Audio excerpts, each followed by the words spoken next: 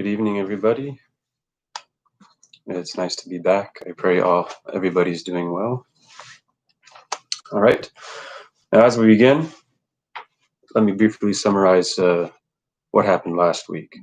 So last week we finished off chapters 1 through 11 to some extent, and which, as we'll see, will form the first section of Genesis. And so we'll talk about that in a sec.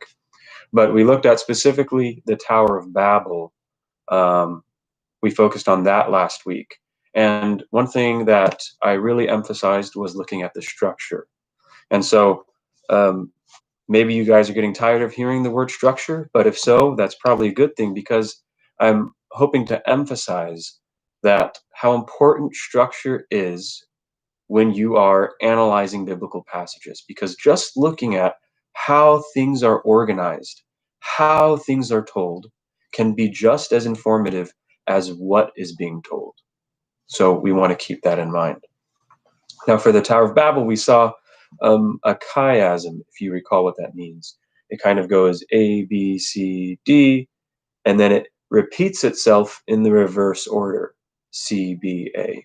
And so the first half parallels the second half, but in reverse order. And so we saw that for the Tower of Babel. And remember, a single structure like a chiasm can have many different meanings depending on how it's being used. And so we saw for the Tower of Babel that it was being used to emphasize God reversing what the humans had did in the first half. And so the turning point was when God comes down and he reversed step by step. He did exactly what they did, but backwards, showing that he undid what the people of Babel had done. So always pay attention to structure. And the way you discern structure is by looking for repetitions. Repetitions especially will help you determine structure.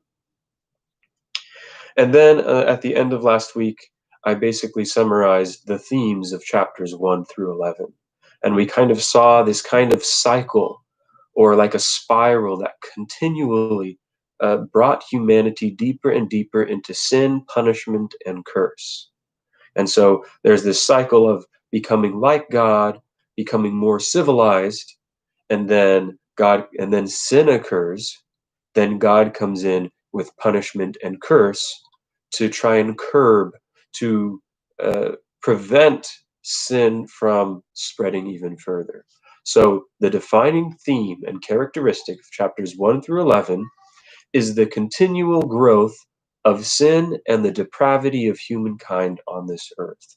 And so God's purpose behind everything that he did was a moral purpose. It wasn't just arbitrary. It wasn't just God being jealous of his position and he doesn't want anyone to be like him. That wasn't the only reason. It was driven by, he knew continually that when man achieved these higher powers, these higher abilities, he would use them for destruction and sin. And that's exactly what we saw each time that happened. So now that concluded 1 through 11 is God's dealings with universal humanity. Basically, not one single nation, not one single group, but with all of humanity. And now we're going to see a major shift starting at the end of chapter 11. We're going to shift from the world and global humanity to a specific person, a specific people that will come from that person. And so this marked shift in content also has some structural, there's some indications in the language that a shift is being taken place here as well. So let's look at that. So for tonight, I'm just going to focus on 11:27 through 12:9. So this is just the beginning of the story of Abraham. Now, the reason I start at 11:27 is because that is another generations formula. Remember, there are 10 of these in Genesis. So in this case, it says, these are the generations of Terah, which is Abraham's father. And so this is the 6th time that formula is used. It's used 5 times beforehand, and then starting in 1127, it's going to occur 5 times for the second half. So perhaps it was intended here that these 10 would be broken right down the middle. 5 generations, that formula is used 5 times for the first part, and then there's a shift, and it's going to be used 5 times in the rest of the book. So these are 2 distinct sections, but they're all bound together with a single formula being repeated over and over again. So we can't just suddenly cut it off and say, okay, now we're starting something entirely new. No, as we'll see, it is completely bound to what comes before. And then we're going to end at 12:9 because that ends the theme of Abram going to Canaan. And so 11:27 through 12:9 is an introduction to Abraham and Abraham going to the land of Canaan. And then starting in 12:10, there's going to be a change of setting. Now he's going to Egypt, and theme. It's no longer an introduction to Abraham and going to Canaan. Now it's a story of Abraham and Sarai in Egypt. So clearly 12:9 will mark the end of this segment. So now as we look at the structure of this unit, 11:27 through 12:9, we can look at it in 2 parts. The first part is 11:27 through 11:32. The last part of chapter 11 is an introduction to all of the main characters and places that we're going to see throughout the rest of the story of Abraham. And some of those will even continue beyond the story of Abraham. So that introduction sets the scene basically for the rest of the story of Abraham and for the rest of Genesis. So that introduction will introduce key themes, characters, and places that will be important later on. And then 12:1 through 12:9 is the beginning of God's relationship, God's commands to Abraham, and Abraham's obedience to them. It's the beginning of the promise. So we're going to look at it in those 2 parts. Now, let me briefly go back to the fact that in the beginning of chapter 11, right in the middle, there are 10 generations from Shem to Abram, or Abraham. And so remember, there were also 10 generations from Adam to Noah. And so we regarded this as kind of like an era or an epoch, basically a chunk of time that was fulfilled, and then God begins something new. So God creates Adam at the beginning and all of the world. Then a whole era passes. Then God creates the world again with Noah. And so we should be expecting something similar when it comes to Abraham. After 10 generations, now we're expecting something like maybe a new creation. God is going to start something new, which he does. And then secondly, something that's also similar between Abram and Noah is that Noah's regarded as the father of humanity, just like Adam was. Now, Abram isn't the father of humanity, but he will become a multitude of nations. So he will be the father of many nations. And in the New Testament, we'll see he is the father of all believers. And so in a sense, we can think of Abraham also as the father of a new humanity. And then the last connection I'll make right now between Noah and Abraham is that Noah was expected to comfort humanity, meaning through Noah, humanity was saved. And now when it comes to Abraham, the next 10th generation, we'll see that he also will serve as a source of not only comfort, but he will be the one who will ultimately restore blessings to all of humanity. And so Noah, as we saw, saved humanity physically. Now we will see that through Abraham, humanity shall be saved in the sense of they shall receive blessings through Abraham. So all of these parallels, just by noticing that Abraham and Noah and Adam, they're kind of like set apart by 10 generations. That makes you want to start comparing them. And so when you compare them, you can gain some deeper understanding and insights that you wouldn't be able to otherwise.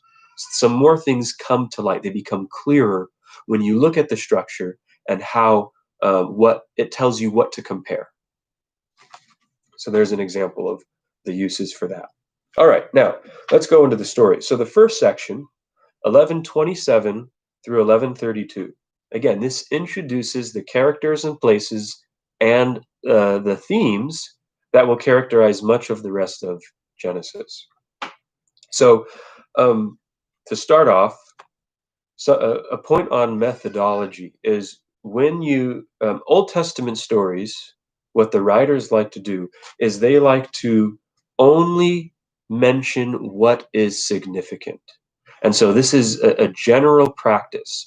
Very rarely, if ever, biblical writers will not mention something that's just, oh, that's nice and off to the side. This happens very rarely. So usually when the Bible says something, there is significance to it. It's usually not just some flair, something off the side or a tangent, but it wants to tell you something significant. So in this beginning section, it may seem like, okay, yeah, Terah, Abram, Nahor, Haran, Lot, Sarai, Milcah, etc., etc. Okay, why do I need to know some of these? Well, they'll become important later on. So it's good to hold on to what it says because eventually it comes back in a significant way. So in this section, nearly every character named, except probably for one, comes back later on in the story. But first of all, Terah, he's the father of Abram, Nahor, and Haran. And so he's the source of those who will come after. So we know his significance already. He doesn't pop up later on. But then we see that Haran begets Lot. And so we're going to hold on to that. Lot doesn't come back. Actually, he stays with the story pretty much continually. Secondly, we see Nahor marries Milcah. And so, okay, that's nice. What do we need to know about them? They actually come back in chapter 22, and they serve an important function in the story because Rebekah comes from them, whom Isaac marries. And then lastly, obviously, Abram and Sarai, they're the protagonists for the rest of the story. Now, so that introduces the characters.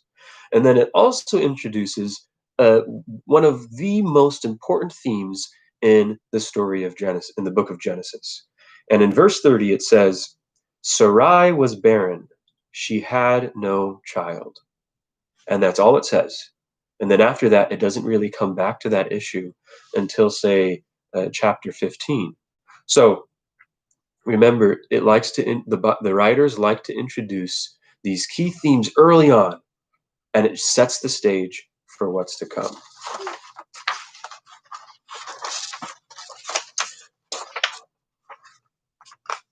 Okay, now, and then in verse 31, places are also significant. So keep an eye out for these. In verse 31, what happens is Terah takes Abram, Lot, and Sarai, and they leave Ur of the Chaldeans, which is probably in southern Mesopotamia, in Babylonia, as we would know it.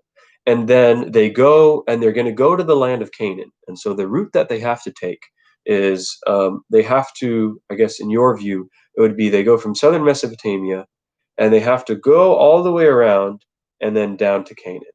And so when they're going on their way to Canaan, they stop in Haran, which is somewhere up here, and that's where they settle.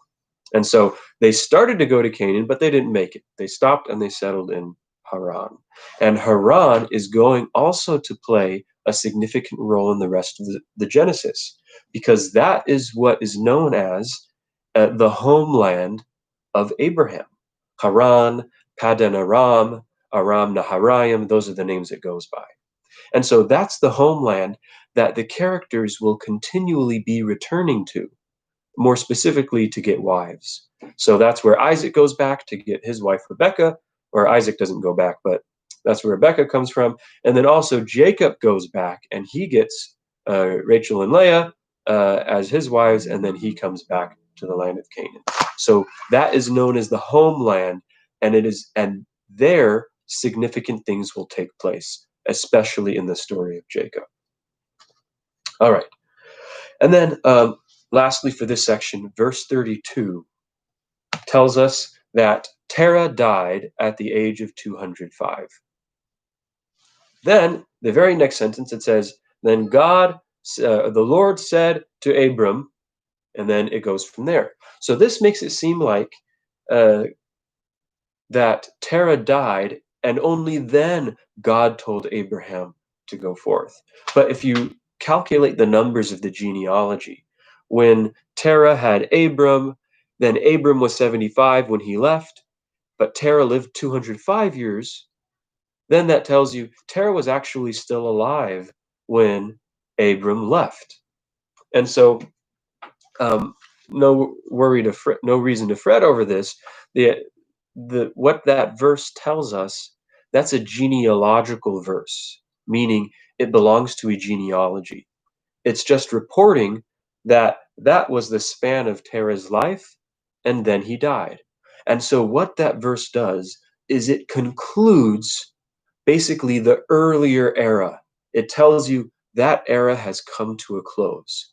And then only then, starting in chapter 12, the new one begins with God's promise to Abraham. So this happens elsewhere. Noah, according to the genealogies, was still alive when Abraham was born. Shem, Noah's son, was still alive when Jacob and Esau were born, according to the genealogies. So there's really no issue here. It's just part of the genealogy. It's what it's saying.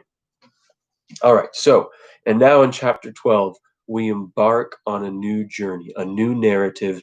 God starts something new with one person. So, now let's look starting in chapter 12, verse 1. Notice that when God speaks to Abraham, there's no introduction to the relationship between God and Abram. So it says nothing about what Abram's like or if he's had any dealings with God before. It just suddenly, out of the blue, it says that the Lord said to Abram. And so what are we to take from this? In contrast with Noah. Noah, it tells us a lot about Noah's character and his relationship with God before God ever speaks to him.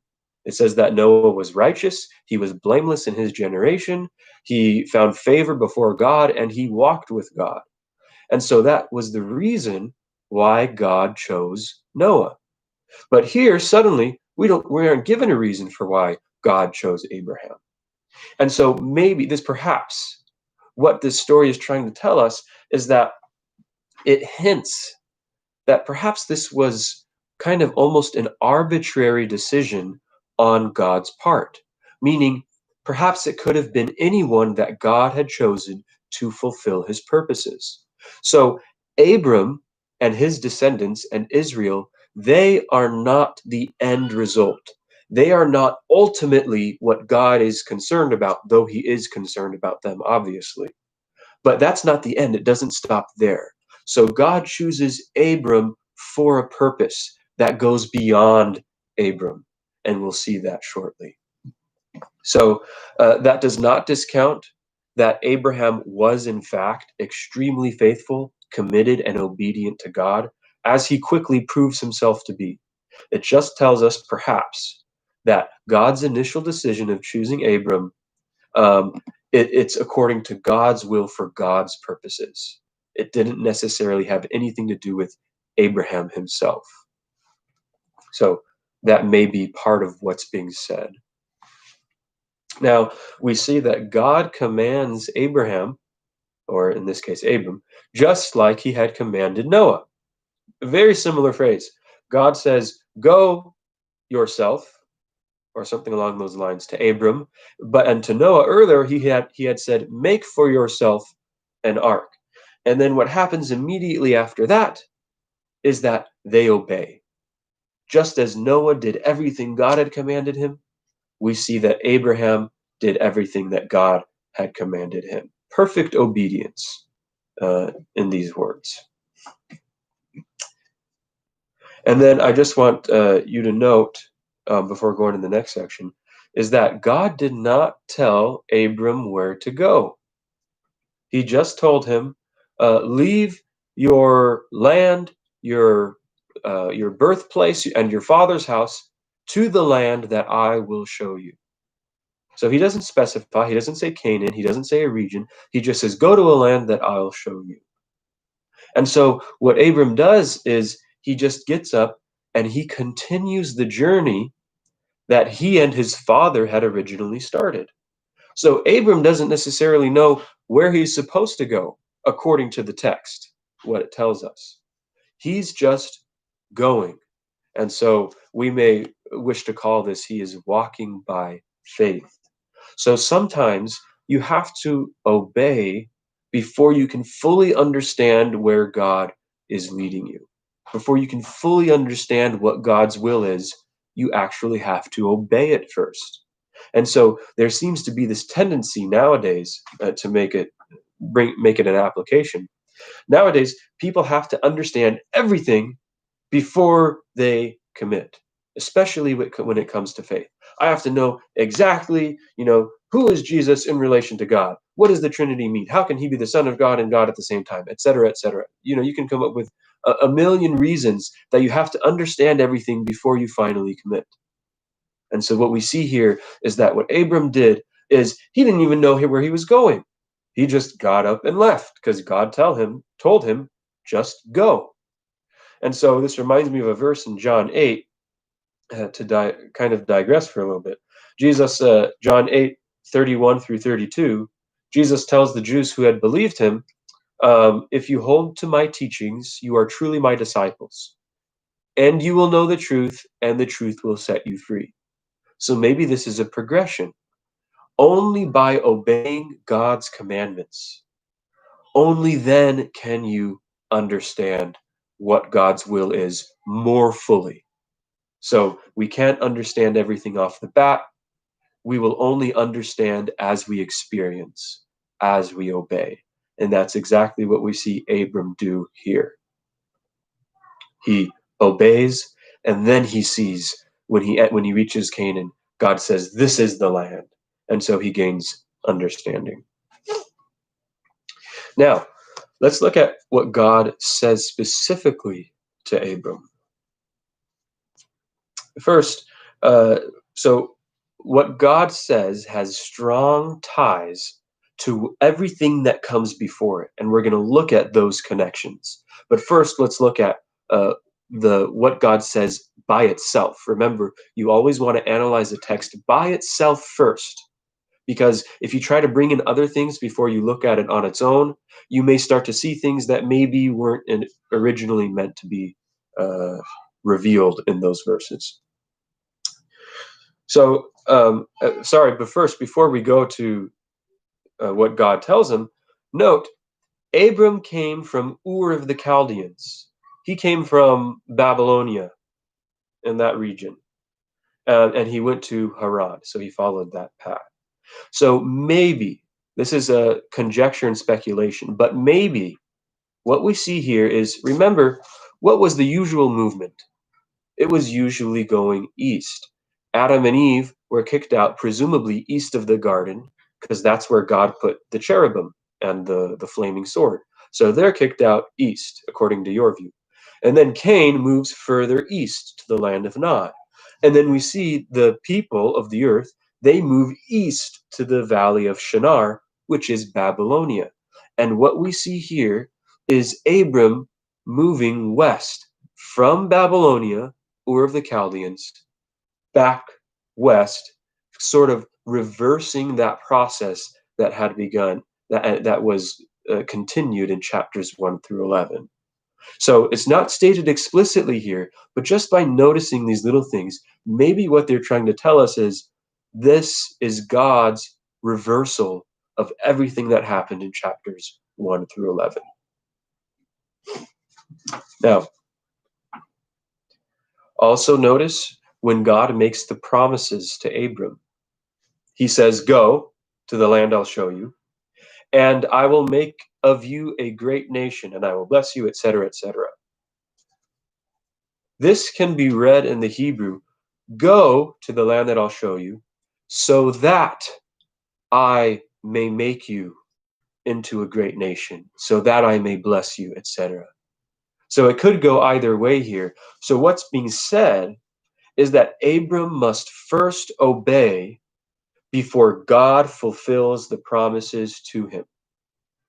And so, and it's kind of funny how a lot of people nowadays, they don't want to have to do anything. They just want to say, "Oh, I believe that there's a God, Jesus, and Jesus Christ is His Son," and they don't have to do anything, and that's it for the rest of their lives, basically. And they think they're suited. But imagine, what if Abram had said, "I believe you, God, so give me the land, but I'm going to sit here in Haran." That just doesn't really make sense. So what Abram has to do is he has to go first, obey God's command, and then God will fulfill the promises to him. And so we'll see in Abram's lifetime, there's a lot of action on Abram's part, obedience to God's commands, and we'll see this especially in chapter 22. Only after his great demonstration of faithfulness, God reaffirms his promise to him after the obedience. Okay. Now let's look at, he says the first part of, or one in the beginning of God's promises to Abram, God says, "I will make your name great."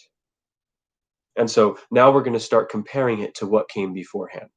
He says, "I will make your name great." Now, this is in contrast to what happened at the Tower of Babel.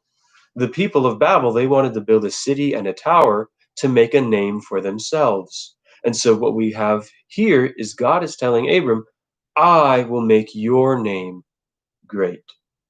And so it is God initiating for God's purposes. And so this is a contrast with what we saw in Babel. Next, we see is that God is going to make Abram into a great nation, and he's going to bless him, and he's going to make his name great. So much so that Abram himself will be a blessing. Now, I want to caution here, the way we use words nowadays, we use biblical words and phrases, such like, "Oh, you're such a blessing to this family. Oh, he was such a blessing to this nation," etc., etc. Meaning, he did things or she did things that were so good and they helped us, they were a blessing to us. That is not how this phrase is being used here. At least the force of it is not in that sense. What it's saying here is that Abraham is going to be a standard of blessing. And so what people would do back in ancient times, in ancient Israel, they would bless each other or they would bless their children. And what they would often do is they would say, "May God bless you like so and so." And we see this in 48:20, Genesis 48:20. When Jacob says, when he blesses Ephraim and Manasseh, Jacob says, Israel will bless themselves by saying, "May God make you like Ephraim and Manasseh." So that's what it means to be a blessing. Abraham is going to be so great, he's going to be so blessed that the whole earth, all the peoples of the earth, all the families of the ground, they're going to look to that and they're going to say, "May God make you like Abraham." That is how blessed, richly blessed, that God is going to make Abraham, where the whole world will want their children, will want themselves to be like him. So that's what it means, at least primarily, for Abraham to be a blessing. People will look to him and they will aspire to be as blessed as he is. So, along those lines, verse 3 should be read as, "And all the families of the earth will bless themselves by you." Meaning, they're going to bless each other, like bless their children, saying, "May God bless you, make you like Abram." Usually it's translated, "All the families of the earth will be blessed through you. And I'm not saying that's not the case, but the Hebrew primarily is emphasizing how blessed Abraham is going to be. He's going to be a standard that the entire world looks to. Now, that's looking at the passage on its own. But remember, we see a lot of connections between what God promises Abraham and everything that came before.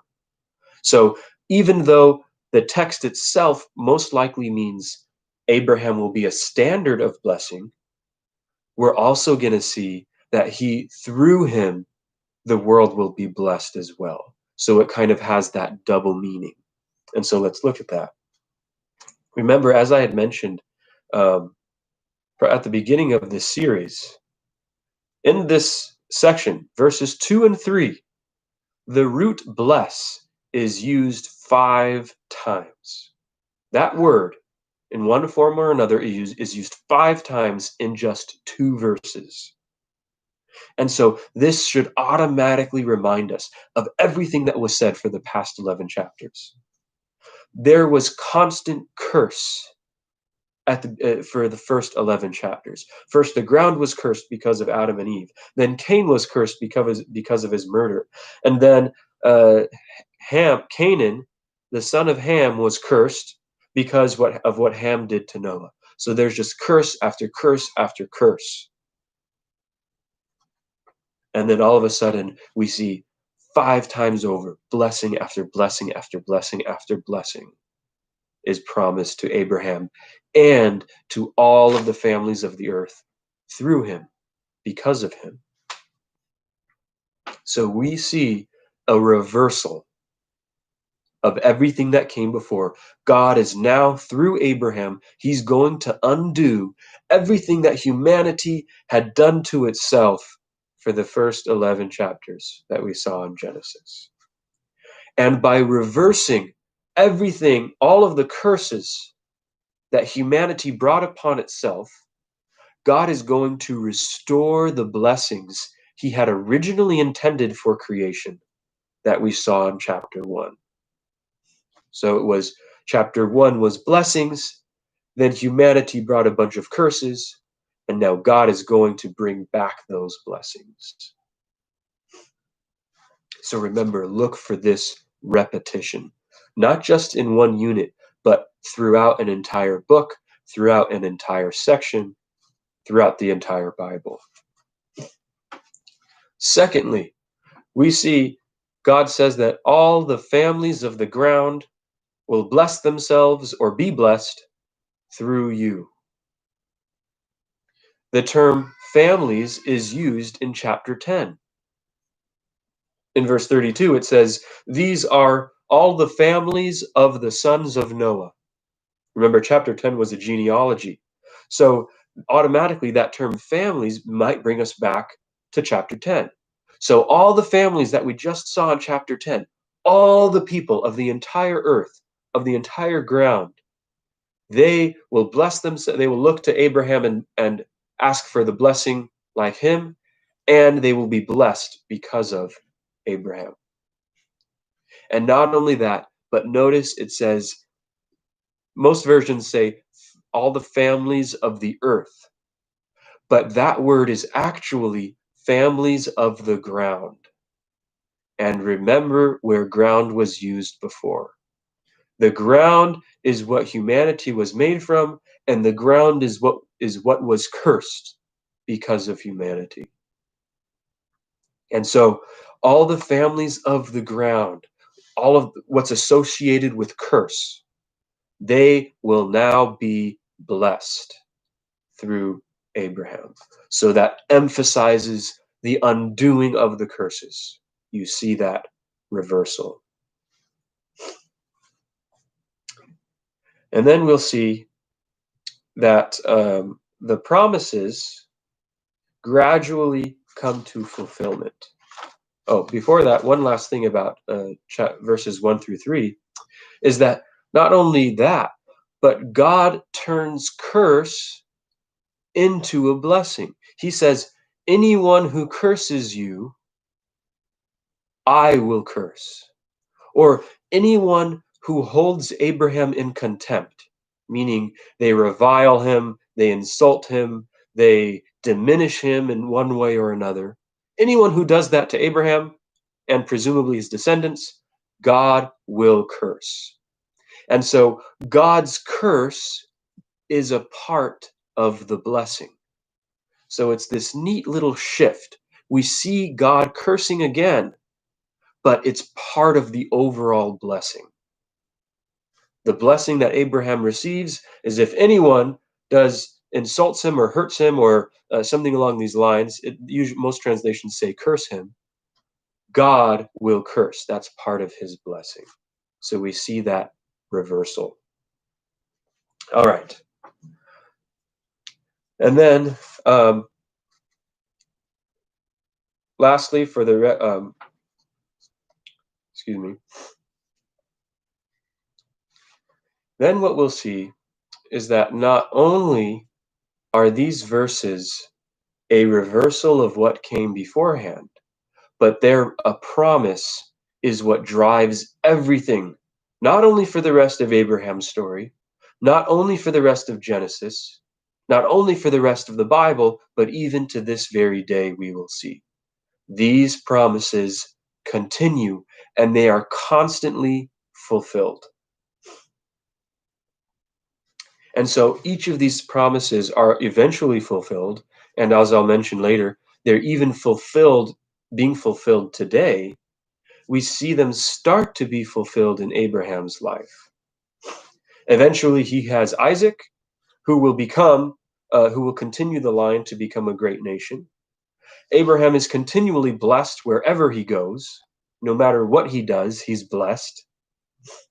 And then those who present harm to him are cursed. We will see that in the very next section when he goes to Egypt and the Pharaoh takes Sarai into his harem and God curses them with plagues. And then we see that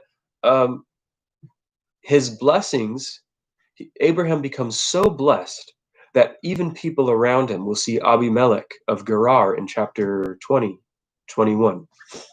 We see Abimelech, he sees how blessed Abraham is, and he wants a part of that. And because of his covenant with Abraham, he hopes to secure some of those blessings. So already we start to see the fulfillment in Abraham's life of each of these promises, but they are not completely fulfilled. And as I'll argue, they are still not completely fulfilled. All right, before we get to that, as we close, I want us to look at the whole structure of the story of Abraham from chapters 11/12 all the way through 25. And so we've been looking at just the structure of individual units, but by looking at the structure of the narrative, that can also give you great insights. And so when we go through it, when we read through the story of Abraham, we note it seems to us that it's just, oh, there's this story, and then this happens, and this happens, and there doesn't seem to be any pattern or anything like that. That's usually how we read it. But if you label everything that happens, if you basically summarize, you'll be able to see a pattern for the story of Abraham, 11 through 25. And by noticing this pattern, you will get more meaning out of it. And so as we'll see, the structure is another chiasm. Notice, the way to notice this is note repetitions. First of all, everything seems to happen twice. Abraham pretends his wife is his sister twice. Abraham saves Lot twice. God makes a covenant with Abraham twice. Abraham has two sons. That happens at two different times. And also we see that God tells Abraham to go somewhere 2 times. And so you notice everything seems to be happening twice. Is there a pattern? And when you look, you will find it. We start off with God tells Abraham to go to a land that I'll show you. Then Abram says Sarai is his wife in Egypt.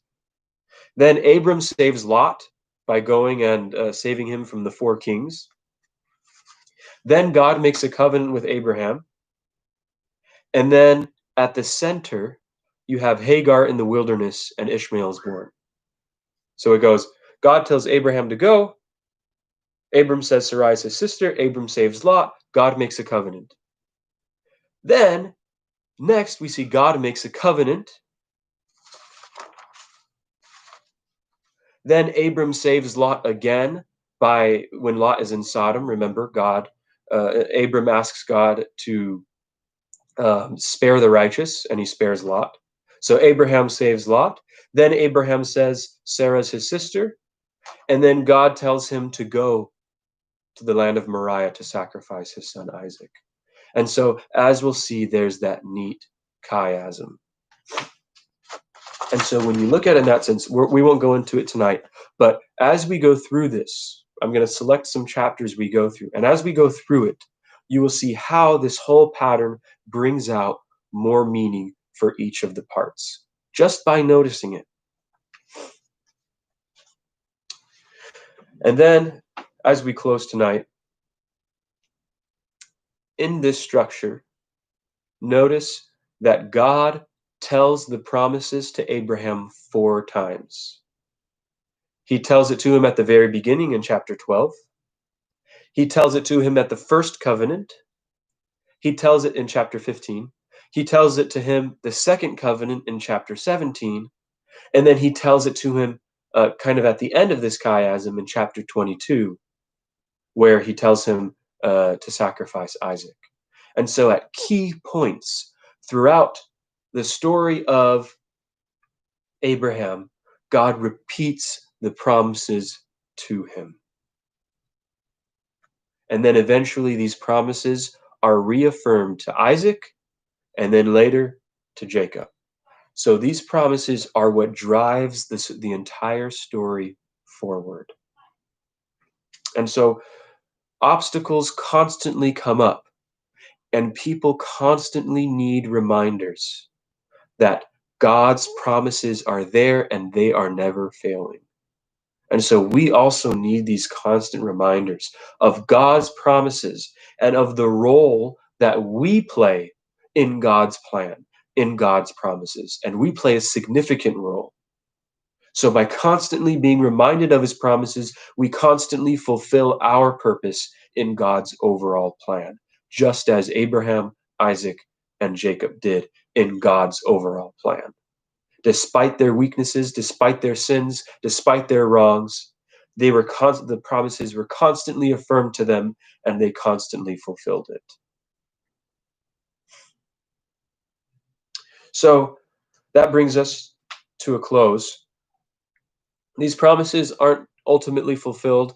For example, the land, they don't get the land until the book of Joshua, after the entire Torah, the entire Pentateuch.